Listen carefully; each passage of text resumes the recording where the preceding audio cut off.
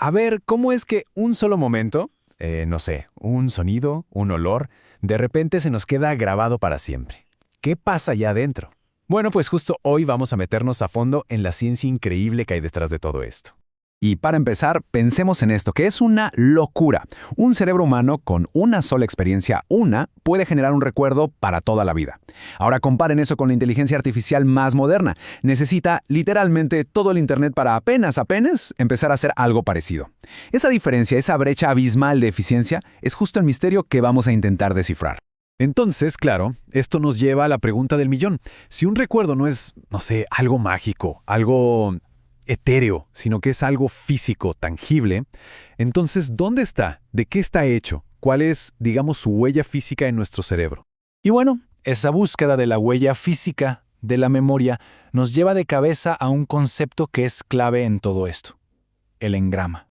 Ok, ¿y qué es un engrama? Pues en pocas palabras, es la cosa física que es el recuerdo. Ojo, no es una sola neurona perdida por ahí, no.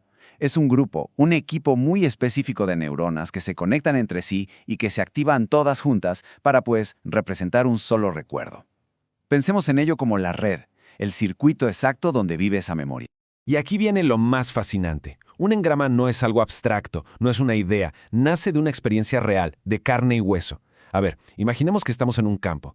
Las neuronas que están procesando el verde del pasto, las que oyen a las vacas, las que sienten la brisa, ¡pum!, se activan todas al mismo tiempo. Y al hacer eso se entrelazan, se tejen juntas, creando una red física que literalmente es el recuerdo de ese preciso instante. Esta idea, la verdad, es súper potente, porque significa que recordar no es como abrir un archivo en una computadora, no es solo buscar un dato, es mucho más que eso. Es el cerebro volviendo a encender, a reactivar ese circuito específico, ese engrama, para correr una simulación de lo que pasó. O sea, a nivel neuronal estamos reviviendo la experiencia. Es como verla de nuevo en un espejo dentro de nuestra propia mente. Ok, perfecto. Pero esto nos abre otra pregunta, una todavía más profunda. ¿Cómo es que un grupo de neuronas deciden conectarse para formar ese engrama? ¿Por qué justo esas y no las de al lado? ¿Qué las hace especiales? Pues resulta que la clave es la novedad. El cerebro no está grabando todo el tiempo como una cámara de seguridad, para nada. Es mucho más selectivo. Está diseñado para aprender de lo nuevo, de lo que se sale de la rutina. Así que cuando vivimos algo por primera vez, o algo nos sorprende de verdad, ¡zas!, se dispara una cascada química que básicamente le grita a un grupo de neuronas: «Oigan, atención, esto es importante, prepárense para conectar». Y ese primer chispazo químico empieza con la entrada de calcio a las neuronas. El calcio funciona como si fuera un marcador, una banderita. Va y marca a todas las células que estuvieron activas durante esa experiencia nueva e importante y las deja listas para lo que sigue. Muy bien, ya tenemos a las neuronas marcadas con su banderita de calcio. Pero eso todavía no nos dice por qué se conectan entre ellas y no con cualquier otra. ¿Cuál es la regla del juego? ¿Qué les dice con quién sí y con quién no? Y es aquí donde la cosa se pone todavía más interesante, porque pasamos de la química pura a algo que se parece más a un código biológico. Y la respuesta podría estar en una teoría de vanguardia, la epigenética. A ver, para entenderlo fácil, pensemos que nuestro ADN es el hardware, es la máquina, es fijo. Pero la epigenética son como marcadores, como etiquetas que actúan como el software. Este software puede encender o apagar ciertos genes en diferentes neuronas. ¿Y qué logra con esto? Pues crea neuronas con distintas personalidades, por así decirlo. Les da una especie de firma química única. Y entonces, la teoría dice que solo las neuronas que tienen firmas compatibles, que están como predispuestas a llevarse bien, son las que se conectan para formar un recuerdo. Bueno, ya vimos cómo se crean los recuerdos, pero ¿y el olvido? ¿Cómo es que olvidamos las cosas? Y aquí la historia da un giro de tuerca total, porque la respuesta es mucho más sorprendente de lo que se creía. Por muchísimo tiempo, la idea que se tenía era que olvidar era algo pasivo, como un camino, que si dejas de usarlo, pues le crece la hierba y eventualmente desaparece. Se pensaba que la conexión del engrama, el recuerdo, simplemente se iba debilitando con el tiempo hasta que, ¡puf!, se rompía. Pero no, la ciencia más nueva nos está mostrando algo radicalmente distinto y mucho más activo.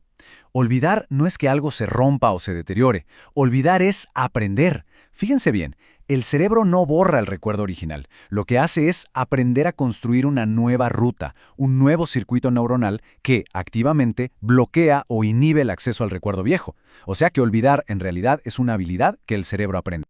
Entonces, si entendemos que la memoria construye y también inhibe activamente los recuerdos, Esto nos abre la puerta a algo todavía más grande. ¿Cómo pasamos de tener recuerdos sueltos de experiencias específicas a construir conocimiento general, a entender el mundo? Resulta que el cerebro es súper eficiente. En lugar de andar guardando cada mínimo detalle de cada cosa que nos pasa, que sería imposible, lo que hace es buscar patrones, buscar lo que se repite en las experiencias. Y con esos patrones crea lo que se llaman esquemas. Un esquema es, piensen en él como una plantilla, un modelo general.